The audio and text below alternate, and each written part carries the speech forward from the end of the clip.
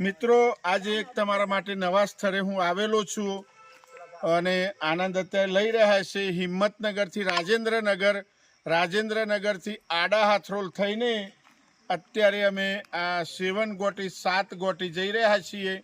તો પૂરા વિડીયોમાં તમે બનેલા રહેશો તો હું આપને સ્ટેપ બાય સ્ટેપ બતાવીશ અને પૂરા જંગલનો નજારો તમે અમારી સાથે જોઈ શકો છો। એકદમ શાંત વાતાવરણ છે, હજુ હોય એટલા ટુરિસ્ટ આવતા નથી એટલે તમને મજા આવશે ભાઈ જંગલ બતાવો।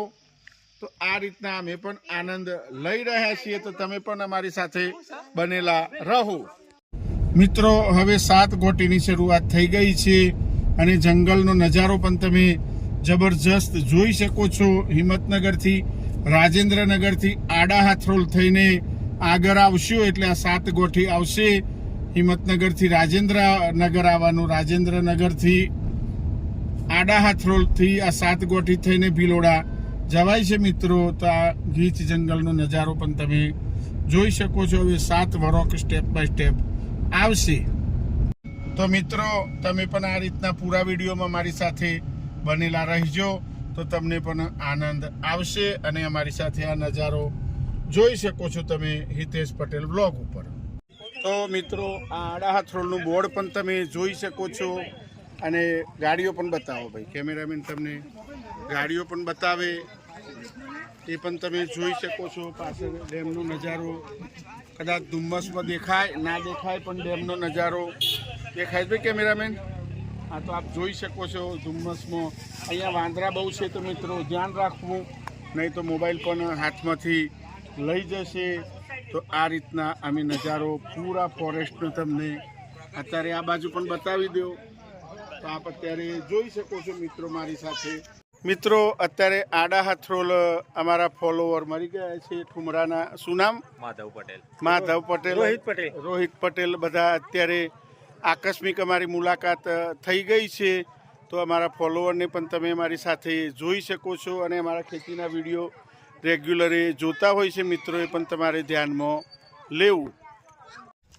તો મિત્રો અત્યારે જોઈ શકો છો આ 7 ગોટીનો જે નજારો ઉપરથી પાછળ મોકળી ડેમ પણ તમને દેખાઈ રહ્યો છે આડા હાથરોલ।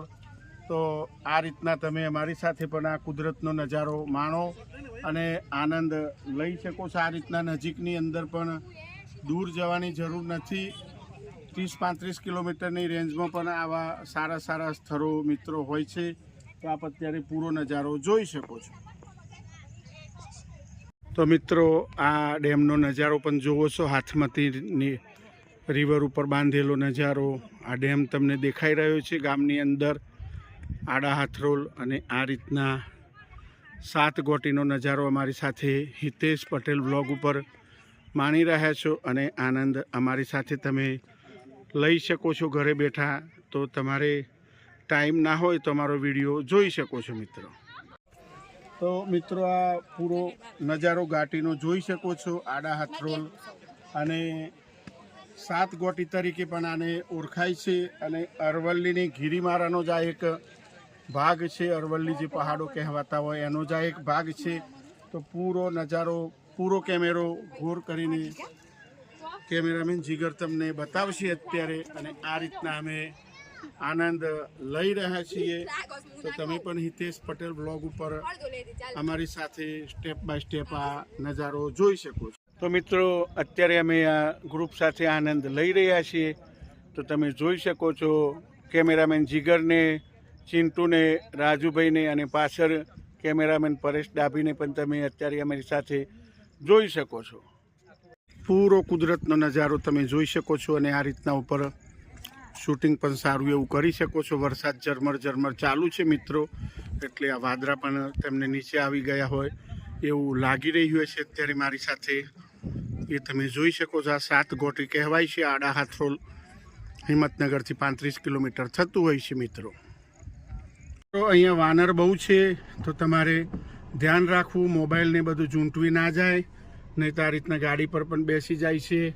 તો તમે જોઈ શકો છો આ રીતના બધા વાનરોને ગાડીની અંદર ઘૂસીને કંઈ વસ્તુ ના લઈ લે એ તમારે ધ્યાન રાખવું મિત્રો। તો તમે આ 7 ગોટીના વરોક પણ જોઈ શકો છો। વરસાદ બંધ હતો એટલે શૂટિંગ ઉતારવાની મજા આવી ગઈ. હવે અમે ગાડીમાં બેસી ગયા છીએ. તો તમે પણ આ રીતના આ 7 ગોટીનો નજારો જોઈ શકો છો. સ્ટેપ બાય સ્ટેપ આ વરોક આવતા હોય છે અને જોરદાર આનો કુદરતનો નજારો તમે અમારી સાથે નિહાળી રહ્યા છો. એકદમ શોર્ટ વરોક છે મિત્રો. તો મિત્રો આ વરોક પણ હું ઝડપી બતાવીશ તો તમને ખબર પડી જશે. આ રીતના સરસ મજાનો નજારો કુદરતનો આ છે. માઉન્ટ આબુ જેવું અત્યારે વાતાવરણ અહીંયા બની ગયું છે. તો માઉન્ટ આબુ જેવો નજારો તમે પણ અમારી સાથે નિહાળી રહ્યા છો મિત્રો હિતેશ પટેલ બ્લોગ ઉપર.